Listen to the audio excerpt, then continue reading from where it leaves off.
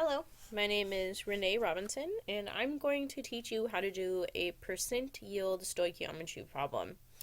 I'm getting my questions from the Modern Chemistry textbook you see in the top left hand corner. I'm doing number 4 on page 294. The question reads, quicklime, calcium oxide, can be prepared by roasting limestone, calcium carbonate, according to the following reaction. Calcium carbonate decomposes into calcium oxide and carbon dioxide.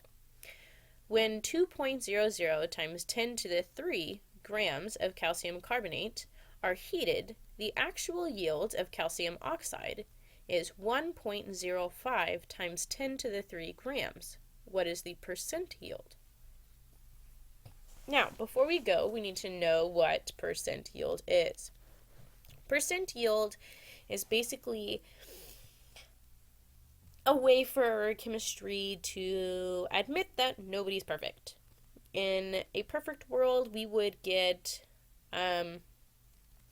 exactly what we calculated out when we would go from grams of calcium carbonate to grams of calcium oxide.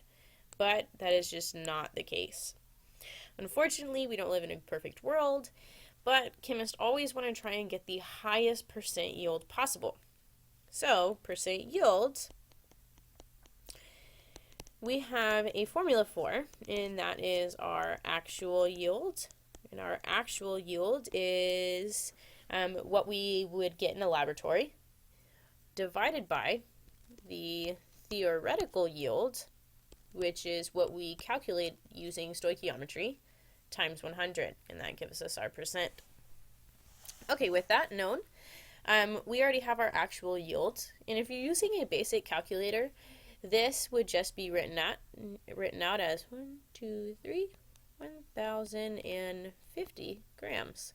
Same thing here. This would just be written out as 2,000 grams. Okay, so you don't have to use a scientific calculator for these problems. Very simple math. Okay, so we already know our actual yields. We know what's going to go on top. This actual yield, so the percent yield, our actual that it gives us is 1,050 grams of calcium oxide. And we have to find the theoretical yield. To find the theoretical yield, we're going to use the grams of something else that they gave us. So the grams of calcium carbonate that they gave us was 2,000 grams. So we're going to go from grams of calcium carbonate to grams of calcium oxide using stoichiometry.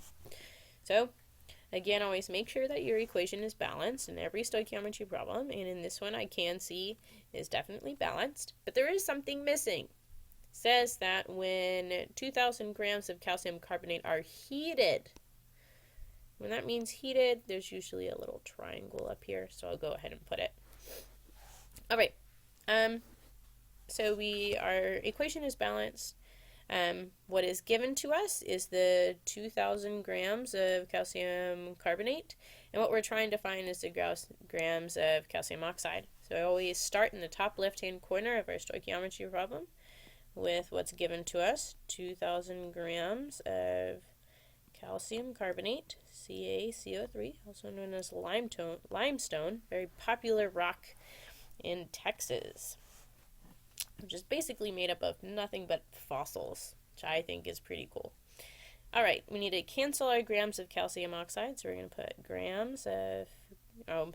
calcium carbonate. Put our grams of calcium carbonate on bottom to cancel those grams. And whenever we use grams, remember it is always 1 mole of that same compound on top, because molecular weight, which goes here, is always going to give us grams of that substance over 1 mole. Okay, so again, using molecular weight, we get all of these from the periodic table.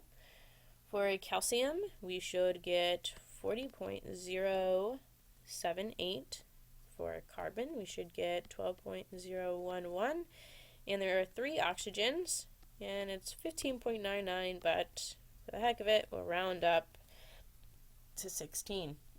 When we add all of those together, we should get 100.089 grams of calcium carbonate or limestone for every 1 mole of calcium carbonate. And again, put that right up there, 100.089 grams of calcium carbonate.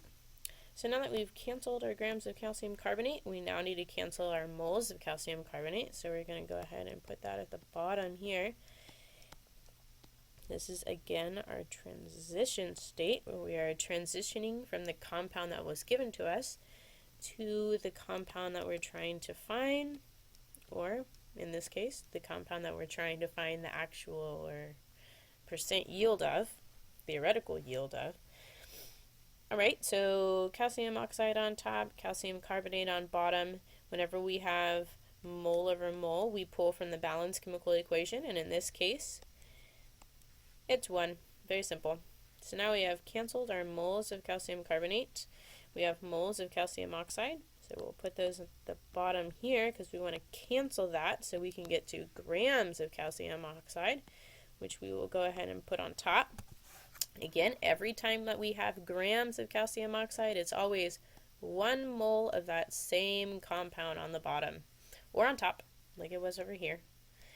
Alright, this is finding molecular weight. So calcium and oxygen.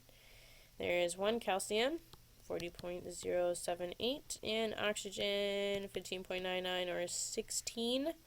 We add this together, we should get 56.078 grams for every 1 mole of calcium oxide. And that number goes right up there, 56.078 grams of calcium oxide. Now we have canceled our moles of calcium oxide and we have grams of calcium oxide, which is what we are trying to find so we can get our theoretical yield.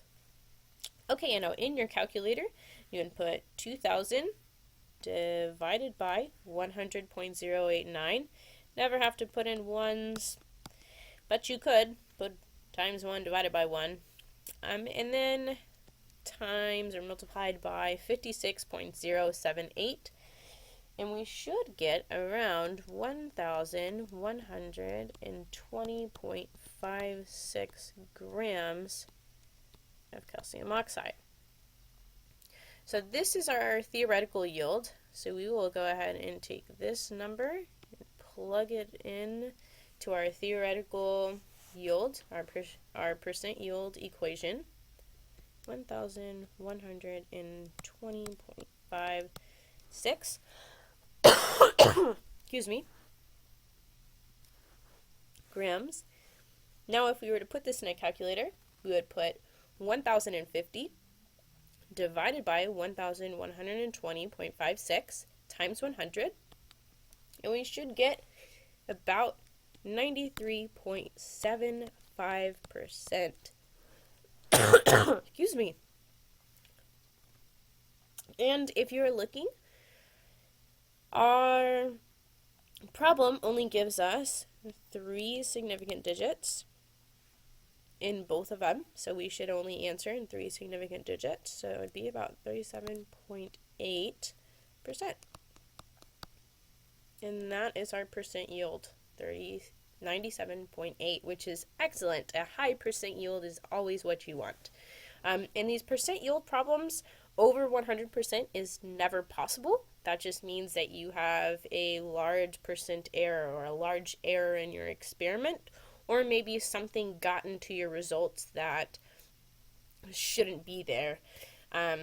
You always want to get a high percent yield. In the 90s is always good. Anything, I mean, obviously for industrial processes, you always want something higher. But thanks for watching. Bye.